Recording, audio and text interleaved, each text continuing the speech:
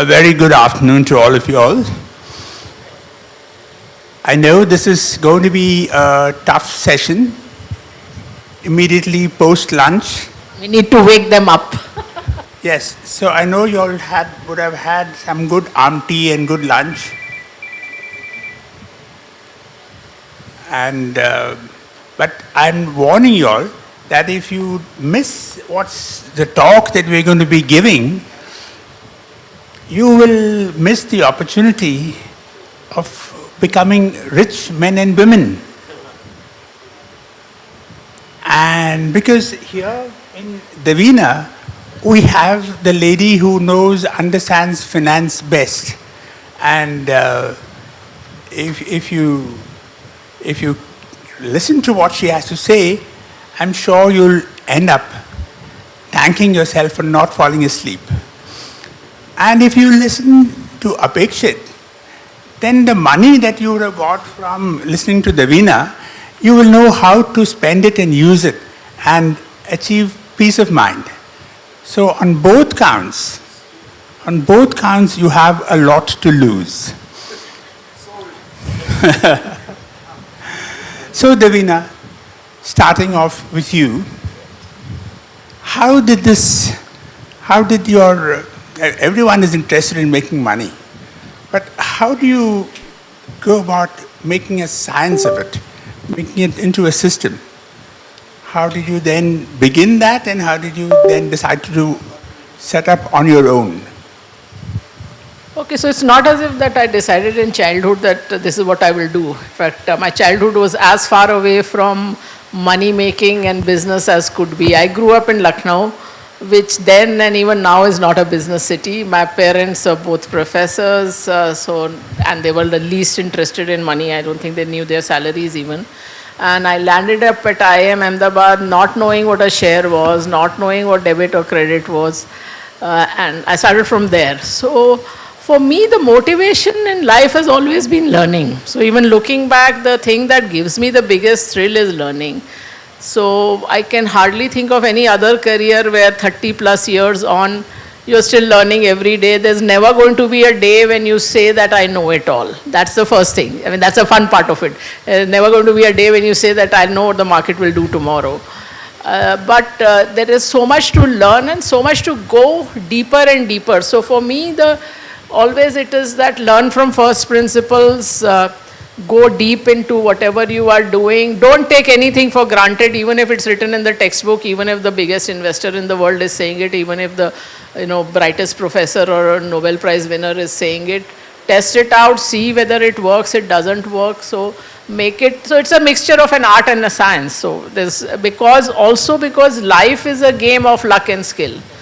This is one of the hardest lessons to teach people who get into this business, and I always hired freshers for research because I didn't like what competition was doing, is that you have this whole education system where one question has one answer, one definite answer, and I am from a maths background, so very much so.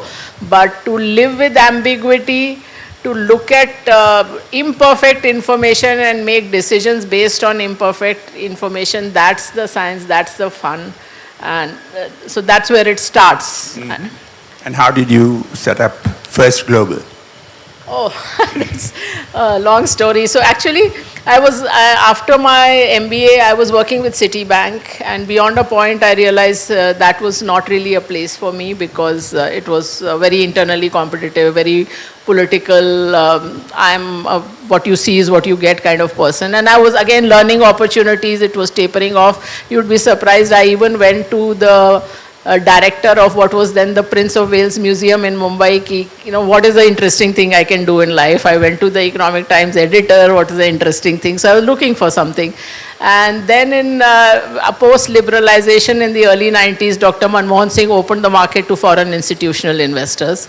So that was one trigger. I said, now the market will professionalize, because till then there was no securities analysis in India.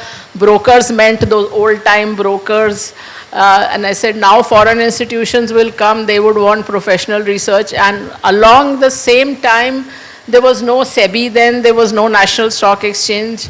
There were regional stock exchanges, and there was Bombay Stock Exchange. So Bombay Stock Exchange, BSE, advertised that they would give 71 new memberships to professionals at a price of 55 lakhs, which of course in the early 90s was a huge amount, but it was a quarter of the market price because the market price of a BSc card was 2 crores. So that's when I applied and I said, people said don't even apply, they won't give it to you.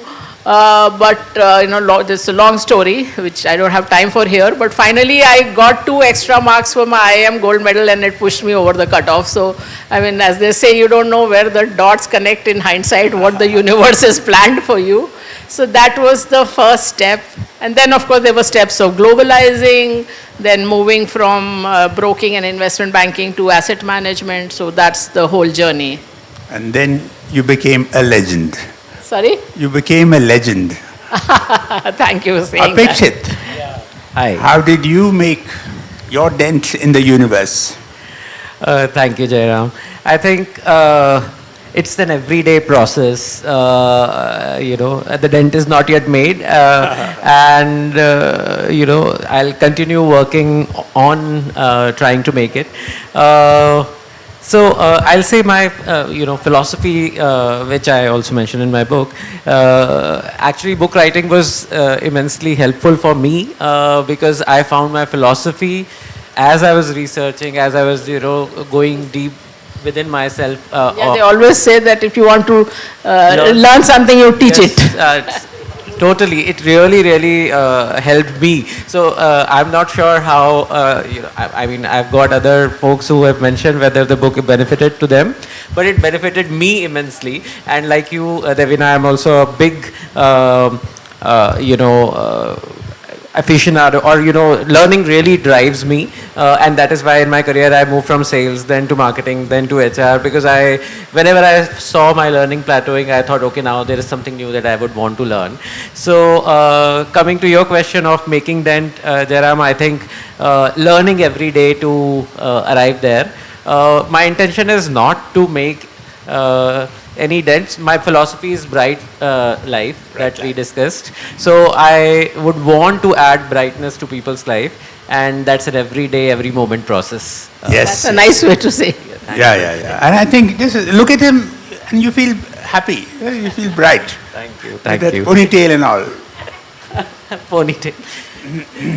Thank you. So, Devina, you said that, incidentally, her book is not here. You don't have it on you, do you? No, I thought it would be here, but it is not. Yeah. He's looking for a copy of my book, so if somebody can get that, yeah. That's okay, Yeah, we just yeah. need to see the cover. So Girish is part of the first global alum network, all the people who have worked with us in the past. So it's money, myths, So and this mantras. is the book. So, and I'm very proud of the official national bestseller tag now. But she says that no philosophy is a mantra that you can recite in the morning and hope to succeed. You said it. You said that it's not a mantra that you can recite every day and hope to succeed. No, that's not what what the book is really about is that many of the things which you think are mantras of investing are myths, and the real mantras are something you may not have thought of. Like many of these things, like buy and forget, and you will buy blue chips and forget, and you will make money. If you look at the data, it is nonsense because you only remember the successes, you forget the failures, what technically is called survivorship bias. That you remember the survivors, you remember that people made a ton of money in HDFC Bank and Kotak Mahindra Bank. You forget all the banks that went down the tubes, which got licenses at about the same time. Global Trust Bank, Times Bank, Yes Bank went through so much trouble, Century and so on. So there are many myths like that in the market which don't hold up once you look at the data, once you scrutinize it against the facts.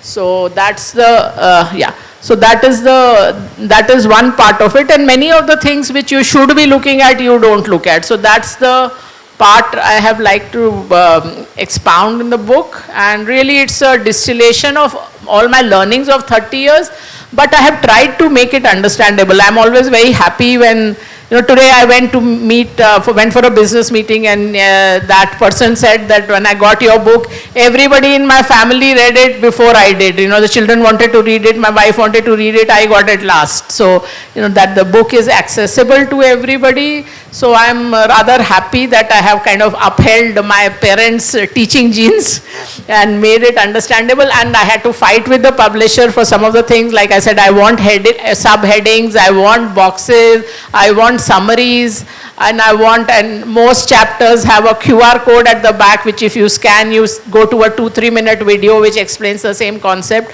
So just so that things are clearer to anybody reading it, that was the whole point, that it is for the practitioners. I mean, a lot of people who've been a long time in the markets also came to me and said that this I had not thought of, but it should be understandable to someone who doesn't have a background. So that was what I tried to achieve. Also, being a very avid reader myself, the other thing was that I was told non-fiction book, every chapter must be of the same length. So that was another thing I thought about. I said something I can explain in 1,000 words, something else needs 3,000 words. So I'm not going to have, as a reader, I hate it when a chapter is stretched out to make that length. I said however I can explain it, that is going to be the benchmark. So that was the other part. Apekshit, there are quite a few people like you, feel-good philosophers. So where do you stand apart? How do you differentiate yourself from the rest? Sure, Jairam.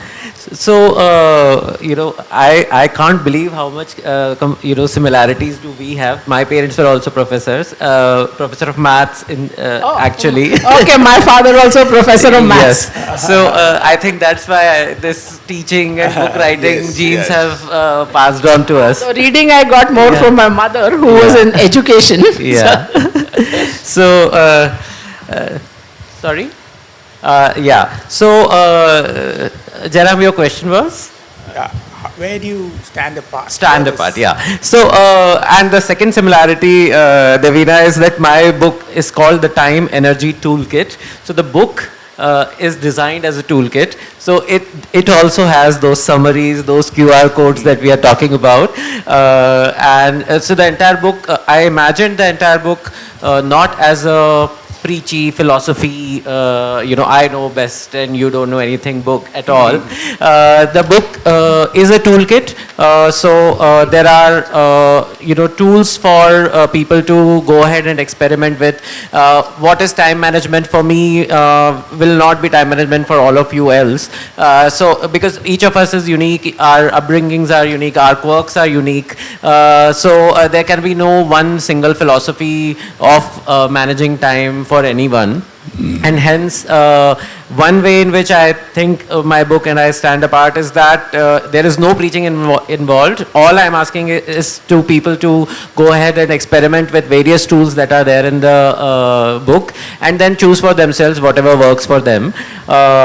Second piece is it's very hardcore rooted in the Indian society, Indian workplace. So there are time management books, from the West that are there, many of them, and I did refer to them during my research and have a lot of insights in them. But one thing where they really miss is the Indianness, and the Indian relationship with time is so not something. You gave them an Aadhaar card. Yeah, so I gave them an Indian Aadhaar of time. Our special relationship with time is that we are rarely on it, and that is the relationship that I have tried to unravel, our emotions around time, and then how do we manage it for a great personal development and a good professional career.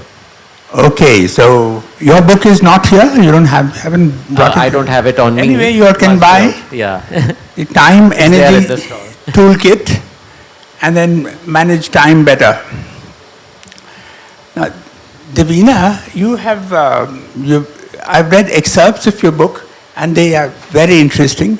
You said boring can be good. Now, it's one of those rare things where hopefully it doesn't apply to speakers, whereas boring can be good, meaning you buy boring stocks, is it? You buy No, no, anything. no. What I'm saying is that the best investment kind of strategy can be boring. I mean, sometimes people tell me also, ma'am, you repeat yourself in your interviews. I said, good investing advice is not changing every 2 weeks. It is what it is. So investing is neither as simple nor as complex as you make it out to be. So first thing is that don't try to optimize. Don't try to say that I will get the best possible stocks in the business, because then you either take on undue risk or you just freeze and do nothing ki jab samajh mein aayega tab shuru karenge. So therefore the boring part is that just get the broad asset allocation right, that this much in equity, whether direct equity in mutual funds, whether this much in fixed income, this much in gold, this much in global assets. If you get that, you are 85-90% of the way through. So start early. Don't be at extreme ends of the risk spectrum. Do your asset allocation, which is this categorization, and you're most of the way through. You don't need to be heavily into the stock market, and don't use equity. I mean, it's been a long held belief that a lot of people are in equity markets for the entertainment value. A cocktail party mein jaake kya baat karenge? You know, if I say कि I've done this boring asset allocation and that's all I have, when everybody is saying, oh, 6 months ago I told you this stock, this has gone up 3 times, what am I going to talk about? So if you want to do that, put 10% or 15% of your portfolio for that, and for the rest, do the boring right stuff. You also said go for singles, not for sixes. Yes, so that's the whole point. See, investing is a loser's game, and this losers and winners game is not just about investing. It is who decides the outcome of a match. So if you are at the Grand Slam level in tennis, you have to play very, very well, and then you will win. But if you are playing at your mohalla level, your aim has to be not to lose, which means that you keep the ball in play and the other guy will make enough mistakes for you to win. So investing at one point may have been a winner's game when there were all these unknown gems, and which maybe at our grandparents' time, which nobody knew about. Even till the 90s, getting even the annual report of a company was a task. But now the data is available, and the so-called brightest minds are in the market. So the strategy has to be that you don't take a big hit on your capital. That's the loser's game. So you play not to lose, which means not to lose big, and then you will win. Then the rest the market will do, but you have to make sure that you don't take a big hit on your capital. And that is the whole point, that don't play for the sixes, don't play for the high risk, or like in baseball terms, don't for the home run. Just do your singles and you are through. So yeah, I remember, I think Warren Buffett had said that if people were not so stupid, we wouldn't have become so rich. So, Apekshit, what would you tell a person? What exactly is the bright life philosophy? Sure. So, we go through our lives every day running against some or the other, challenge that life throws at us. And most of the time we don't step back, reflect, what is it that we want to do with our life. In my mind, I was also running the life quite, like that, because there were no such, in our schools, we are never taught these things in India. We are taught to cram answers and, vomit whatever exactly has been, taught to us on the answer sheets. So ours is a very cram culture, and that's how we run our professional lives also. Rarely reflect, just jo kaam hai, just push it out. When I was reflecting on how I would want to bring change to my own self, and what is it that I want to work towards. When I was researching about the book, so I'll first tell why I wrote a book on time and energy. As my job as HR in Godrej, one of the most asked questions from all the folks was that they were unable to manage time. They were like, just yesterday it was 1st of January, today we are sitting on, December 3rd, 4th.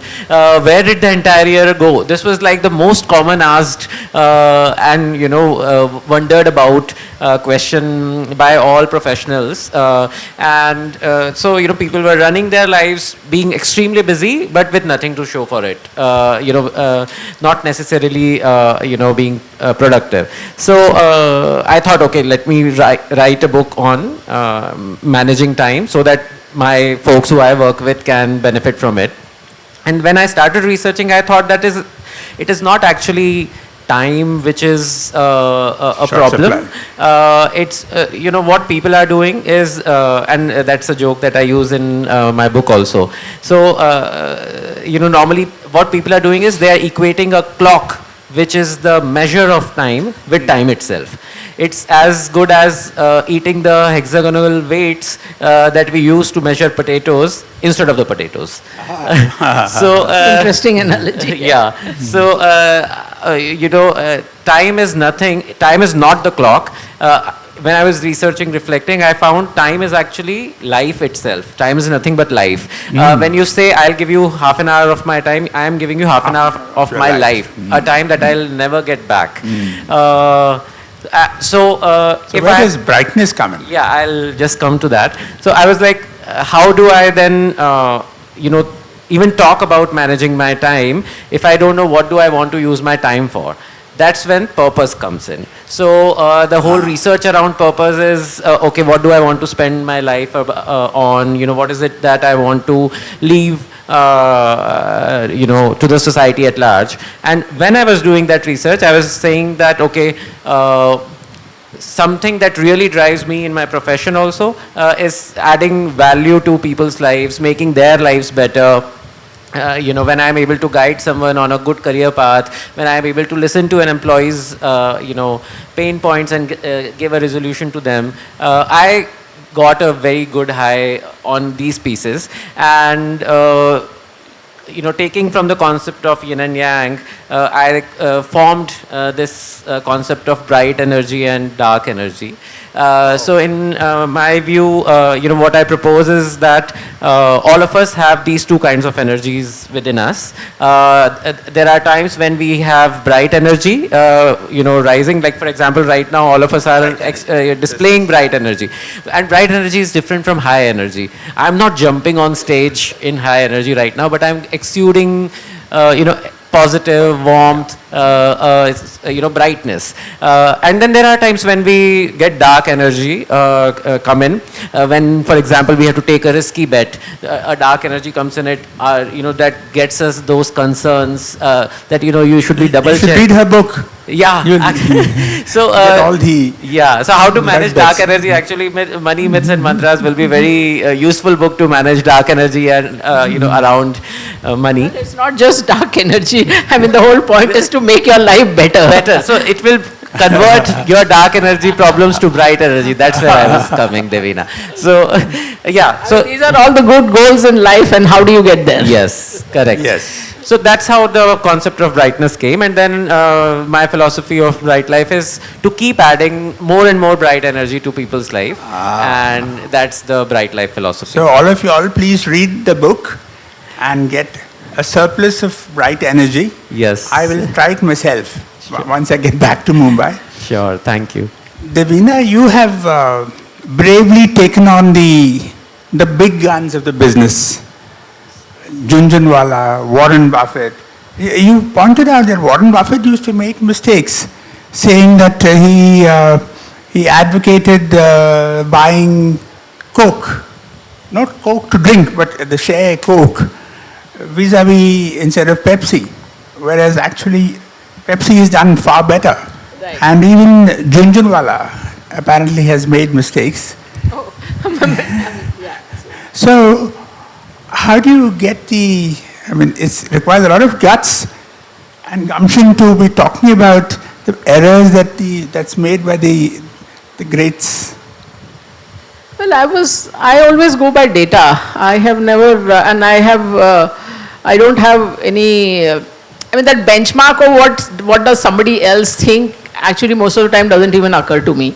So when I got into this business, as I said, the foreign institutional investors were coming in and that was the motivation. So along with them, the foreign brokers and the Wall Street firms and everybody came, Morgan Stanley, Merrill Lynch, Jardine Fleming, etc. So in the beginning, I thought these guys have been doing it 50, 60 years, let me learn from them. But the first few reports I saw, I said, this is junk. This is bad analysis. It is poorly written.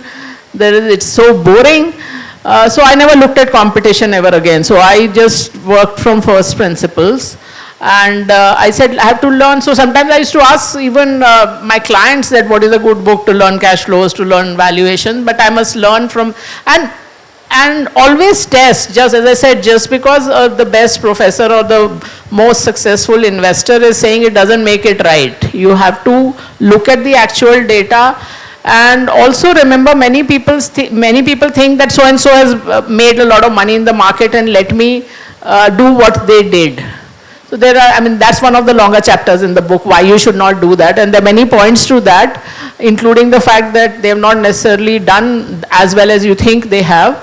But the other most important question is that that's a wrong question to ask. It is, the real question you should ask is that of all the people who followed a particular strategy, what happened to them. So let us say there's a very risky strategy where from in 1 year, either 90% of the people will go bankrupt or the 10 that are left will make their money 10 times. You play this game 5 times, 99% of the people are bankrupt. But that 1% left standing has made out like a bandit.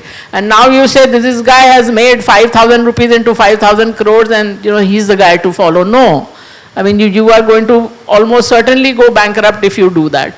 So those are the things you have to think, as I said, with data, with first principles, and what everybody else is doing is of really, frankly, never been of much interest to me. And I think part of the reason was that from age 5 to 9, I had no friends in school. So I just got used to sitting on my own and thinking through things. So it doesn't even occur to me that what does the group think and will it be acceptable to the group or not. Did they ever come back to you saying, Devina Mehra is saying this, but actually she's wrong, this is why I'm right? No, people are not that, touchy? they're not touchy. No, I mean, then you have to counter with data. So I mean, I'm not just talking out of through my hat. I'm talking with data, so why would they do that? And Rakesh was a good friend, but the point I'm making is that, and that holds for me also, that no one knows in advance which will be the multi-baggers. People ask me also that you found HDFC Bank in 1996, you found Amazon in 2001. So which is today's HDFC Bank or Amazon? And I said, whoever is telling you that they have this crystal ball or this magic wand is lying, because no investor, no fund manager in the world has had a portfolio which is even 30-40% multi-baggers. So, I mean, every time you would meet Rakesh, he would talk of different companies. He did not know that Titan, Crisil and Lupin and one or two others will make his fortune. Every time he would, and the point is that Titan also did not know that this would be the trajectory of the company. If you read one of the books I've read this year has been the Tanish story by Titan CEO. And if you see that there have been so many ups and downs in that company's story, at least 3 times their jewelry business came close to being shut down. So unless you read, unless you feed your mind, you don't know what the data in the world is, what the trajectories of companies are. The one-line stories are almost always incorrect. I mean, what is in people's mind that Steve Jobs came back to Apple and Apple became this great company because he's so brilliant at this. Look at the data. Even after he came back, 7 years, Apple did nothing. Every year it used to make either a marginal loss or a marginal profit till iPod became a hit. So the myths and narratives are built up. The whole point is the human being is a person of stories. And that's what you have to guide against. Look at the data, not at the stories. What a fabulous point. Human beings are, people of stories, and we I have mean, to guide them. this is one thing which is Yeah. actually common across all civilizations, across time, across geographies, that we learn through stories, we communicate through stories, we remember stories, we don't remember data. If I tell you that 5 lakh children in Thane district are malnourished, you'll turn the page. You give the picture or video of a single family starving, you will give money to that charity. That's why all ads are stories. Ads are never data. Apekshit, how sustainable is your philosophy? In real life, suppose somebody cuts ahead of you in the car, jumps the queue and moves ahead, and then would you still maintain the bright light that I see now? So, as I said, Jairam, at the start, it's an every day, every moment test that you have to keep passing or failing. And all of us are humans. I'm sure there will be times when we'll not be able to manage our emotions. But it's I think more of a question of mindset and promise to yourself. First, if people are reflecting enough that this is the kind of life they want to live, and if they end up making that choice, more often than not, I'm hoping that people will not engage in road rage, and I do give a recommendation on how to manage such episodes, in a Bombay traffic jam, which I am mostly a part of since I stay there. So I have given some examples of how you can use even your travel time better and add brightness to your own life and to other people's lives by not engaging in episodic road rage and pieces like that. Maybe the Delhi people needed more. No, even Pune needs it. So, with that, we've come to the... Already the hand is up. And yes, Yeah, I just had a observation or a question for Apekshit. Clearly you've not been on Indigo the last 2-3 days. Otherwise, we would have asked you about brightness. So we were joking about it. This is a true test of when you are expecting something and it is not delivered to you. How do you manage that? For example, people who had to fly and now they have no other option but to either stay where they are or join us virtually. All those pieces are being... there are, life will throw these curveballs and we'll have to, rise to the occasion. All I can say is the book gives some tools on how to manage that. Sometimes they'll work for you, tools like acceptance and, tools like reframing your current situation into, whatever happens for the best, etc. And then there will be days when you will not be able to add that brightness, but it's okay. The book also says that the most important thing is that you have to be forgiving to your own self. It's very important not to judge your own self too harshly if you have decided a plan and you are not able to follow that. It's okay, life happens. If something, coming to your piece, for example, you wanted to come to Pune, there was an amazing plan that was there in your mind that I would go and really give a lot of good, learn a lot in the Pune Lit Fest, and as Indigo fiasco happens. course of plans. You can still add brightness to your own life. How just by picking a phone and speaking to your wife or your partner or your husband or your friend, just venting this out, going on a nice dinner date with them, and looking forward to that ki chalo sham ko acha dinner karenge. Just that, and that thought itself will add a lot of brightness to you. Apekshit, every time that I went crazy on life, if I took my wife out for dinner, I would be bankrupt by now. Businesses such as Devina's won't even look at me. Paupers. Do cooking together. Don't go for a date.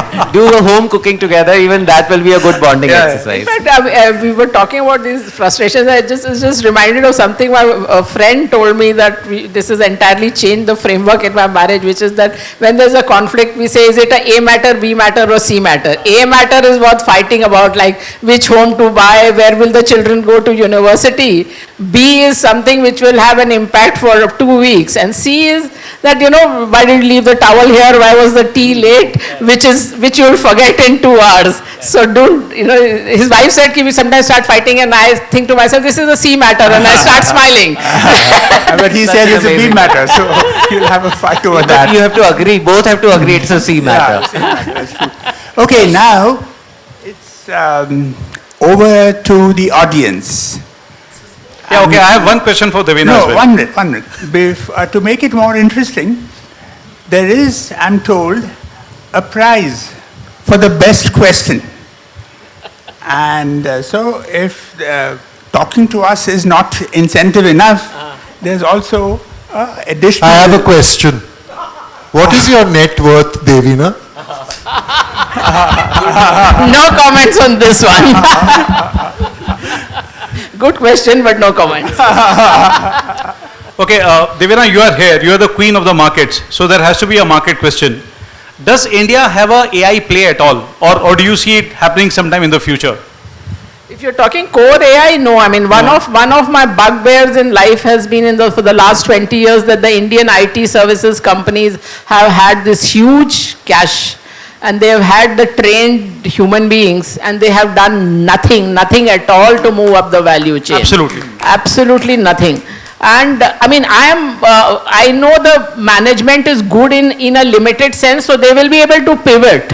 That they have done many times. People thought after Y2K IT services chala jayega, digital aaya, cloud aaya, all those pivots they've been able to do, which they'll do with this also, but not actual AI. They're not even thinking about it. Infosys bought a stake in OpenAI and then threw out the CEO who did that.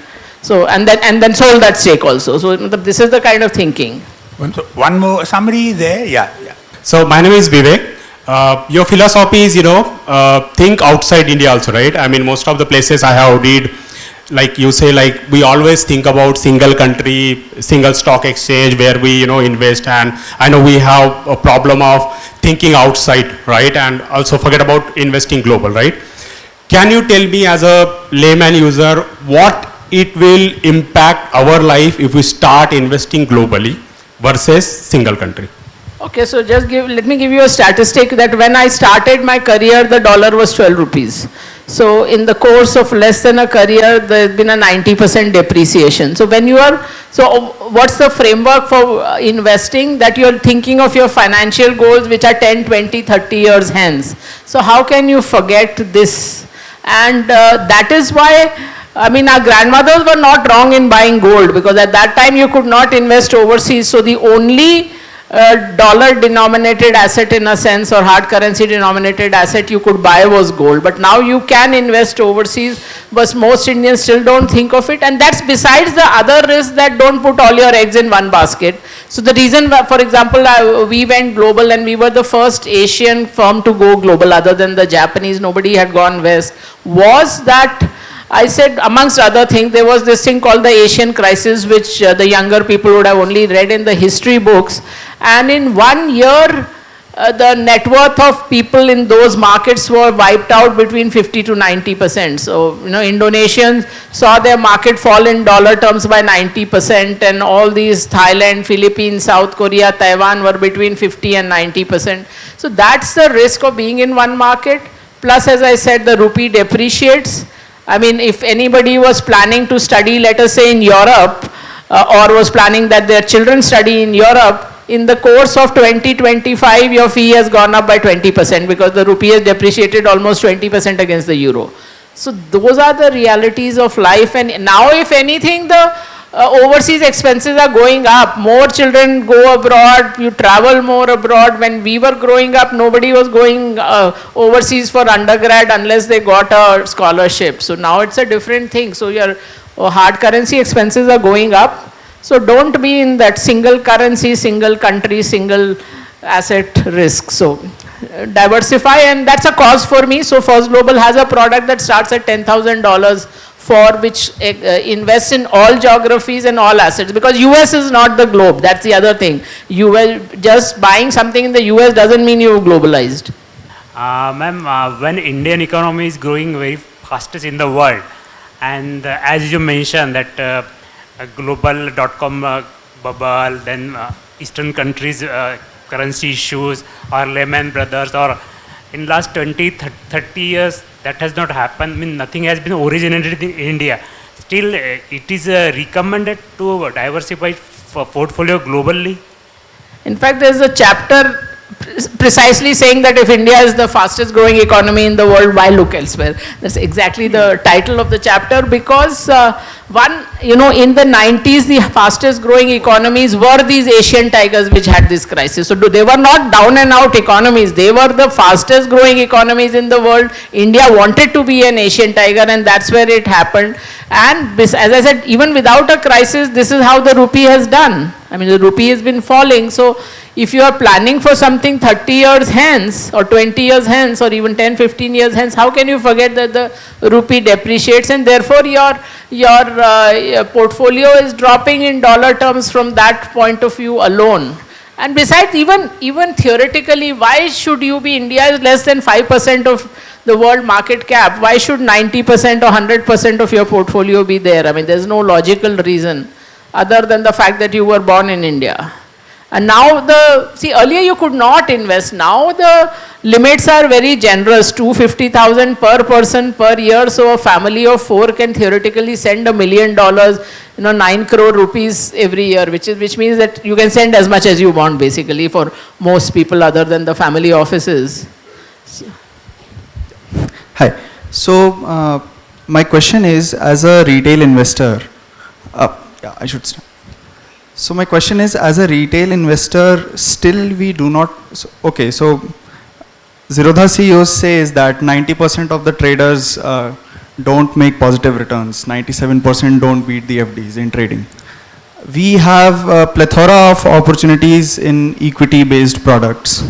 Why not a retail investor has opportunities in trading products where there would be a fund manager kind of person who collects a pool of money, and then retail investors can pitch in for trading, for international investing. You have your PGEP product, which I recently bought into, but still there is no SIP format of investing. As a working professional, I can't have SIPs into international investing portfolios or hedge funds or trading products. So that will, right now the mutual fund, the limit is reached for foreign investing. So, you can't invest through the mutual fund. Ours, as I said, is $10,000 one time. Then after that top up, you can do $5,000, I think, at a time. But what you're saying, trading is something you should not get into ever. There's no good way or bad way to trade. Don't go there. All the people who talk about trading courses, if you see SEBI orders against them, none of them have made any money from trading. All the money, and the whole point is that if you had this thing, if you had some formula, which people say, "Arey kya hai, 1% a day to kamana hai." If you can earn 1% a day every trading day, you can make your money go up 7.5 times in a year. You can make 1 crore into 20,000 crores in 5 years. So if somebody has this magic formula, why are they teaching it to you for 5,000 rupees or 25,000 rupees? So it's complete nonsense. See, in every bubble we look for villains, but also part of the villain is the so-called ordinary person or ordinary speculator who was in it for a get-rich-quick scheme. There's a guy called Bernard Baruch who was a big trader in the US about a century ago. After that, he had many other accomplishments. I don't remember the exact quote, but what he says is the problem is not with the stock exchanges. The problem is that people think that this is this magical place where I can become rich overnight. And that's what causes all the problems. So as I said, good investing is boring. It is not going to make you rich overnight, but it will give you peace of mind and it will get you to your financial goals over a period of time. That's the purpose of the markets and investing as far as the lay investor is concerned. Good afternoon. One question. You have a lot of contacts to the industry, to big industries. Do you see any chance that the Indian industry is changing to a higher investment in R&D, in research and development? Because one of the big portions to make a company more valuable is having new products, is having innovation, and India is far away from investing a certain amount of money into R&D. Why? Do you see any change in that attitude, or do they remain like that? Unfortunately, I don't see any widespread change in that, and our R&D spend is awful. I mean, there's no other word for it. It is bad as a percentage of GDP, and let us say, I mean, you compare with China. China's GDP is 5 times ours, and they are spending much more. So they are spending about 25 times what we are doing. And the unfortunate part is that the early years of the Republic, we did spend on research. We had set up a lot of research institutes in the 50s and 60s. I mean, which poor country would have set up space research and atomic research? I mean, in my hometown of Lucknow, there were half a dozen research institutes: Central Drug Research Institute, National Botanical Research Institute, Institute of Paleo Sciences, Institute for Research in Railways. But I think we have long lost the plot. We are not an R&D oriented nation. We have not even bothered to build any consumer brands globally. I mean, let alone R&D. And I was very, very saddened to read a column recently, I'm going to write about it, which is that a lot of startups now file for patents, but it is just a scam basically. I mean, they file for patents because it helps them raise funds easily, and those patents never go to the next stage. So the percentage of patents filed to actually patents granted or even midway, it just falls off a cliff. I was so saddened that, even the new generation, instead of doing innovation, is only looking to game the system. It is, that's a very, very sad situation. Devina, I think we'll have to end it there because I'm getting earnest looks. Yes. Yeah. No, Thank we you would all want very much. But time. So the best question.